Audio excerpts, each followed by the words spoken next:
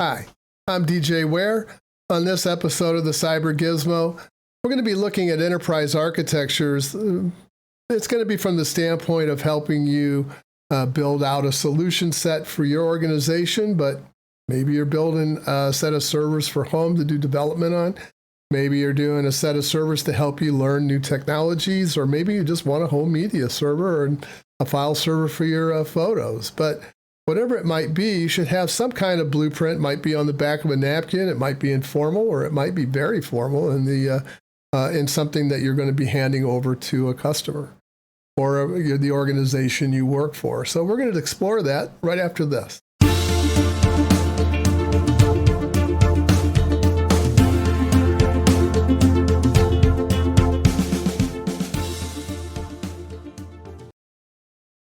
The first thing that we need to look at is, we're talking about enterprise architectures, is first, as always, what the heck is it and why do we need one? So let's talk about how we're going to go about trying to answer those two questions. So the first thing is we'll describe what an enterprise architecture is, what it does, and then we'll talk a little bit about getting to know the current architectural state. You're not going to be walking into an organization with no information systems processing today. That's very, very unlikely, unless it's a brand new business that's sprung up out of a venture capital or something. But you'll want to understand what the goals of the organization are, because those are the things that you can use to help identify gaps in the current architecture. So you need to understand what the business wants to do, where they want to go, before you can start to build solutions around the systems that help to support it. Then we want to identify the key business segments. And maybe it's just the major ones. Maybe it's all of them. In order to identify the different pieces and parts that make up this total enterprise architecture. We may build or we may borrow reference architectures from the industry in order to help shape what the organizational enterprise architecture is going to look like in the future. Finally, we'll build a conceptual reference architecture, and that's as far as we're going to go today. This is part one, and then we'll deal with the other architectural products in a later video as part of this series. And so let's take a look first at what a current architecture is. A current architecture in this case, is high level. We're not really all that concerned with all the solutions that go into building up the systems that are inside of the data center at this point. What we really want to understand is what are the major systems that make up the architecture, and then we'll examine those high-level segments of the architecture first. And I would recommend that you try to obtain a reference architecture that was used to build their current architecture. If you can also get their conceptual architecture, that would be great. And of course, the solution architecture is going to be very busy, but that's fine. If that's all you can get, then get what you can. It'll all help you understand how their current systems work. And then you'll know if anything has changed when you're talking to the stakeholders, which is the next thing we'll want to do. So we'll need to identify the goals and the objectives of the organization as it stands today. We can obtain those probably from the business stakeholders, or from the CEO, or from the admin assistant, or whoever might be able to provide that information. But we're also trying to understand what are the priorities in those goals and objectives, so that we know what things are more important first. I would schedule a meeting with each stakeholder, and remember, you want to keep that brief. So send them the questions ahead of time so that they have an opportunity to answer those questions. And when you do sit down and meet, they can give you answers and very quickly, and you can get the meeting in and out. You remember, you're talking to vice presidents and senior vice presidents at this level, and so their time is valuable. So make sure that if you schedule time for a half hour or 15 minutes, that's probably a half hour is probably going to be the limit. 15 minutes is probably better. And try to get what the pain points are, what keeps them up at night. Those are the things that are bothering them, that they think that there's a problem in their current system that they need to solve. Also, if you can, schedule time with the CEO as well. because they will have the information you need as to what priorities that the business needs to focus on. And again, their time is even more critical than the others in the organization, because their job is to promote the business. The other thing you want to make sure you know about are the business segments themselves. Are all of the current business segments represented in the current architecture? Have there been any changes? Have some of the business segments been merged? Have some of them been discarded or no longer being used? So that's what we're looking for, is any changes in those business segments. And then, did we miss any stakeholders that were identified to us initially? And if we did, we'll want to schedule a meeting with them as well. And then try to figure out, again, the same thing, what are the pain points? And then also, and when you're talking about the business segment stakeholders, what degree of their systems are automated and which part of their systems are still manual? Businesses still do a lot of manual processes, believe it or not, because sometimes it's just cheaper to do it that way. So we want to get an identification of that. Again, we're looking to align with the business goals and objectives.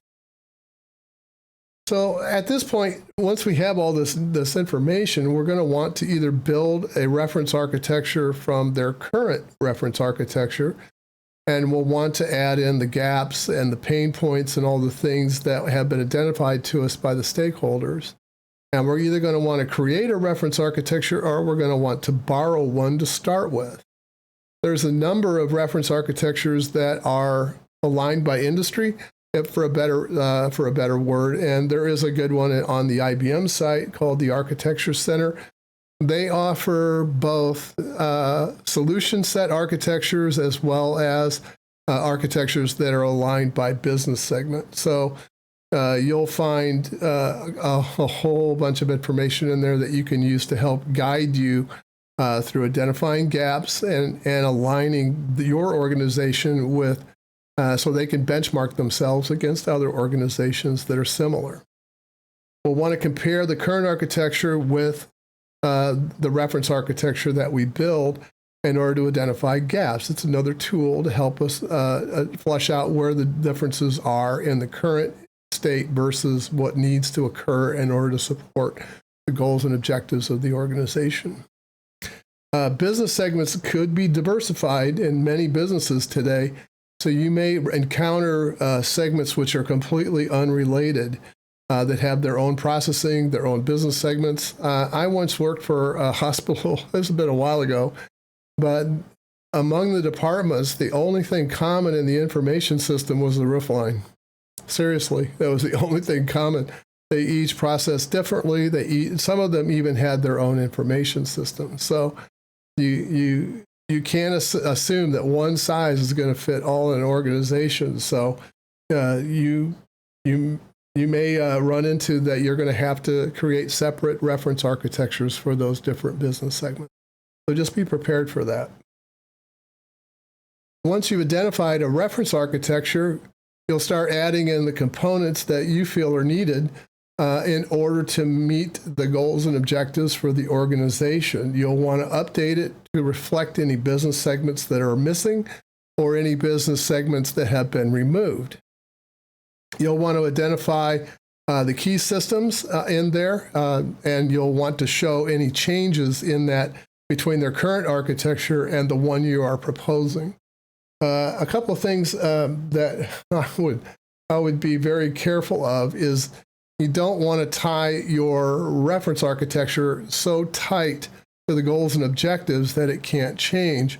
Remember, software systems have a lifetime of around 10 years, and hardware systems are anywhere from 18 months to 3 years. In some places, I have seen hardware lifetimes extended up to 5. So it's possible that the hardware and software systems are going to be around a lot longer than the business goals that are currently in place, because business goals change according to the needs of the business, and that can be very quickly or it can be annually, whatever the schedule in that particular business segment is pressuring the organization you work with in order to meet competition. Second word of caution, don't jump to solutions at this point. We're not interested in how to solve the problem. We're trying to understand the scope of the problem at this point. The reason why we don't jump to solutions here is that we don't have firm requirements yet. All we know is that we have some gaps in the architecture that we need to fill. And so we want to identify those and then go back to the stakeholders and get their okay before you proceed any further. They may have additions, and more than likely they will definitely have additions, and things that you may have left out. So it's important that you circle back with them and make sure that they're in agreement with what you're proposing to do.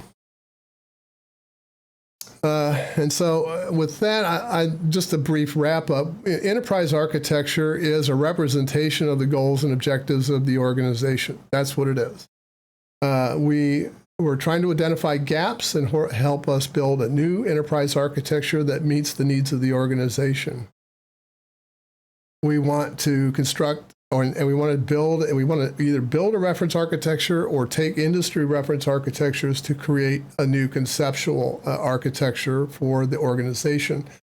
And we'll want to make sure that we include the business segments that are in place at this particular point in time, and remove those that no longer exist and add those that have been added since the current architecture was last drawn up. Also, we don't want to. It's not a nuke and pave kind of activity here. We don't want to come in and sweep everything out. Businesses will take a very dim view of that, and you'll probably have a hard time justifying a major change. So you want to make sure that the changes that you're making are doable in a certain time frame. I don't know what that time frame is. You'd have to talk to your stakeholders and to the CEO in order to get their input on how long they think this should take. And that's important because you don't want to scope work that's going to be beyond what they're willing to do. So with that, I hope you enjoyed today's small lecture. I know this is kind of short, but I didn't want to jump into the other two components just yet. Plus, what I'd like to do is we're going to build up some groundwork here in order to, it's not all paper trail. We're actually going to build a mock development system. And so that's what we're going to do at the end of this. And so hopefully this will all tie in and help you understand how all these things work together. So I hope you enjoyed today's video. And if you did, please, as always, like and subscribe. And hope to see you all again real soon. And bye for now.